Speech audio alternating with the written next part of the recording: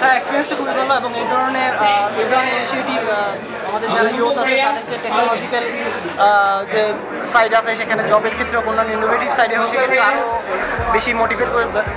Specially যেটা দেখলাম, আগে আমরা টেকনোলজি বলতে বুঝতাম বা স্মার্টফোন এইসব বুঝতাম শুধু ঢাকা সিটির মানুষজন বুঝে, বাট এখানে এসে যেটা দেখলাম দূরে বিভিন্ন জায়গা থেকে মানুষজন টেকনোলজি সম্পর্কে জানতেছে, তারাও আমাদের সমান মতোই স্মার্টফোন, কোডিং স্কিলস, অন্যান্য জিনিস সব কিছু জানছে। সো সেই ওভারঅল সেই হিসাবে এই জিনিসগুলো খুব ভালো এবং এগুলো আরও কন্টিনিউ করা উচিত।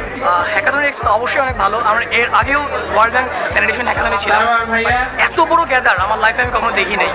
তো এত সুন্দর একটা ব্যবস্থাপনা হয়েছে, অনেক মানুষ আমরা এনজয় করছি, রাতটা এনজয় করছি, অনেক কোনো প্রবলেমই পাই না আমরা। তবে সবচেয়ে মজা হইলো যখন কালকে রাতে যখন লাস্ট আওয়ারে যখন মানে শেষে যখন সকালে আমাদের ছবিগুলো দেখানো কে কীভাবে ঘুমাইছে, এইটা ছিল বেস্ট, এই ইভেন্ট হচ্ছে বেস্ট। এটা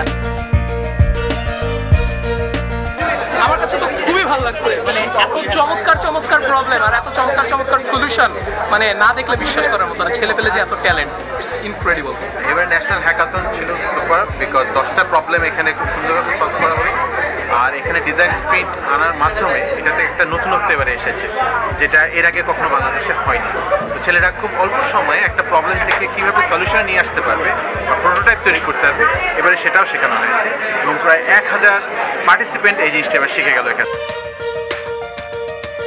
এটা তো পুরাই আনএক্সপেক্টেড। আমরা মানে অনেক অল্প সময়ের ভিতরে আসলে টিমটা ফর্ম করছি। সবসময় আমাদের ভিতরে যেটা ছিল যে একটা মানে আমাদের যদিও আমরা খুব অতটা মানে কমপ্লিট করতে পারি না পুরো একটা, কিন্তু আমাদের ভিতরে সবসময় একটা জিনিস ছিল, সেটা হলো যে মানে ভিতরে যে মানে স্পিরিটটা বা স্পিরিটটা যেটা ছিল। ইভেন যখন থার্ড এবং সেকেন্ড মানে অ্যানাউন্স করা হয়ে গেছে তখনও কিন্তু আমরা একদম মানে ফুল, মানে আমাদের মানে এনার্জির কোনো আসলে কমতি হয় নাই।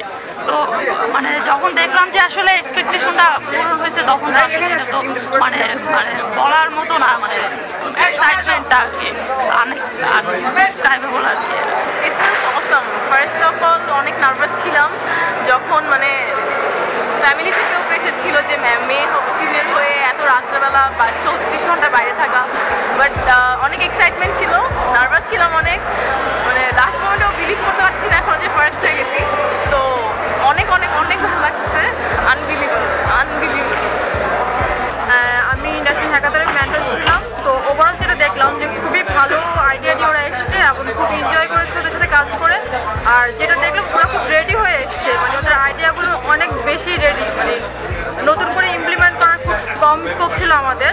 তো আমরা যতটা সম্ভব হচ্ছে ওটাকে পলিশ করে দিয়েছি এবং ওরাই সব করেছে, আমরা জাস্ট গাইড করেছি। ওদের সাথে কাজ করে আসলে আমি হ্যাপি। হ্যাকাথন হচ্ছে বাংলাদেশে অনেক দিন ধরে, এটা ছিল বাংলাদেশের সবচেয়ে বড় হ্যাকাথন এবং আমি বলে যেতে পারি যে এটা ছিল পৃথিবীর সবচেয়ে বড় হ্যাকাথন। প্রায় 1500-এর উপর ডেভেলপাররা আমাদের সাথে ছিলেন। প্রায় 2 দিন ধরে আমরা চমৎকার কিছু আইডিয়া পাওয়া গেছে। 36 ঘন্টায় এত চমৎকার জিনিস হতে পারে এবং একটা সলিউশনের রিয়েল প্রবলেমগুলো সলিউশনে চলে আসতে পারে, এটা সত্যি amazing. And we are really thankful to all the participant, partners and sponsors.